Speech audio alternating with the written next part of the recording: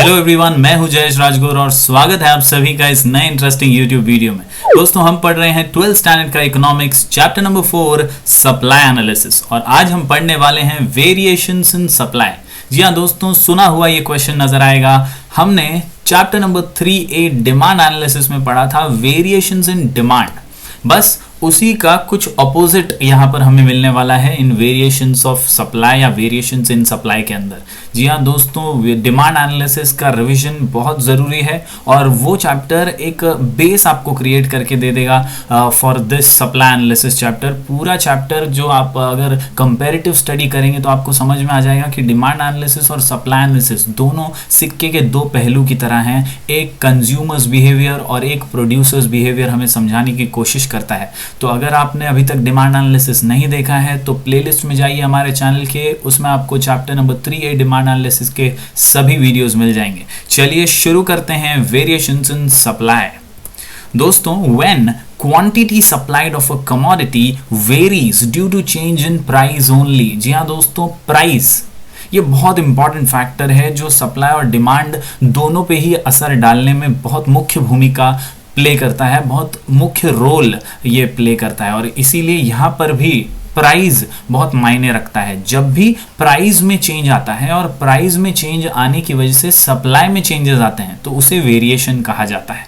Other factors remaining constant, it is known as variations in supply. There are two types of variations in supply. चलिए देखते हैं वो दो types कौन से हैं। सबसे पहले है एक्सपांशंस ऑफ सप्लाई और दूसरा है कॉन्ट्रैक्शन ऑफ सप्लाई। जी हाँ, expansion of supply, contraction of supply. याद रखिए दोस्तों, जब भी rise in quantity supply due to rise in price alone, यानी प्राइस में बढ़ोतरी की वजह से जब सप्लाई में बढ़ोतरी होती है तो उसे एक्सपांशन ऑफ सप्लाई कहा जाता है। सिमिलरली, जब प्राइस में गिरावट की वजह से सप्लाई में गिरावट आती है तो उसे कॉन्ट्रैक्शन ऑफ सप्लाई कहा जाता है। ये मैंने आपको कुछ शॉर्ट में बताया। चलिए अब देखते हैं इसी कॉन्सेप्ट को कुछ डायग्राम्स के साथ।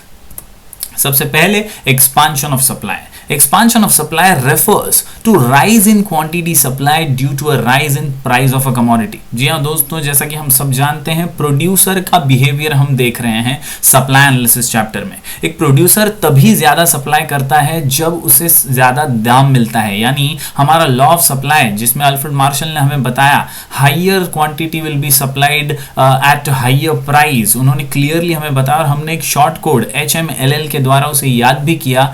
Higher the price of the commodity, more is the quantity supplied, lower the price of the commodity, less is the quantity supplied। बस उसी का एक रूप हमें यहाँ पर देखने मिल रहा है। Expansion of supply refers to rise in the quantity supplied due to rise in price of the commodity, यानी जब कमोडिटी का प्राइस में बढ़ोतरी होता है तो उसका सप्लाई बढ़ता है क्योंकि प्रोड्यूसर को ज्यादा पैसे मिल सकते हैं।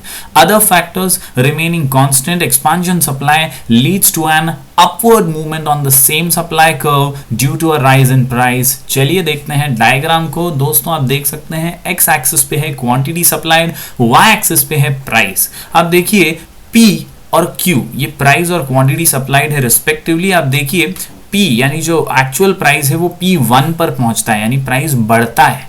तो आप देखिए Q से क्वांटिटी सप्लाइड जो है वो Q1 पर जाती है, यानी वो बढ़ जाती है और इसी का असर हमारे सप्लाई कर्व पर देखने मिलता है। SS जो सप्लाई कर्व है वो ऊपर की तरफ जाता है और एक्सपांशन हमें दिखाता है। In figure 4.6 quantity supplied is shown on the x-axis and price on y-axis. Quantity supplied rises OQ to OQ1 with a rise in price OP to OP1 resulting in an upward movement from M to N along the same supply curve. It is known as expansion of supply। चलिए similar concept इसका opposite देखते हैं, contraction of supply। जी हाँ दोस्तों, contraction refers to fall in the quantity supplied. Contraction expansion का opposite है। Expansion में राइज हो रहा था, यहाँ पर फॉल हो रहा है। जी हाँ दोस्तों, fall in quantity supplied due to fall in the price of a commodity. Other factors once again are remaining constant, यानी सिर्फ और सिर्फ प्राइस की वजह से फर्क आ रहा है, एक जगह बढ़ रहा है, यहाँ पर फॉल हो रहा है। In case of contraction of supply there is a downward movement on the same supply curve। चलिए देखते हैं डायग्राम को फिर एक बार। यहाँ पर एक्स एक्सिस पे आप देख सकते हैं क्वांटिटी सप्लाइड, y पर प्राइस।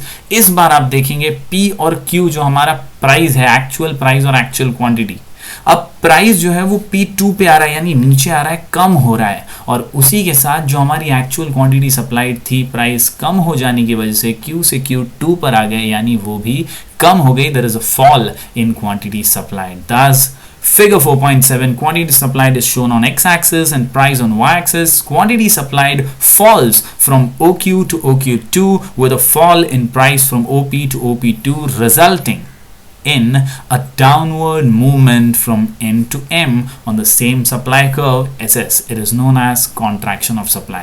Hopefully दोस्तों वेरिएशन के ये दो टाइप्स आपको समझ में आए होंगे आसानी से. वेरिएशन यानी प्राइस की वजह से सप्लाई में बदलाव, इसमें हमने पढ़े दो टाइप्स, एक्सपांशन यानी राइज होना और कॉन्ट्रैक्शन यानी फॉल होना. तो दोस्तों in the next video we will study changes in supply. तब तक के लिए बने रहिए हमारे चैनल पर. Do like, share and subscribe.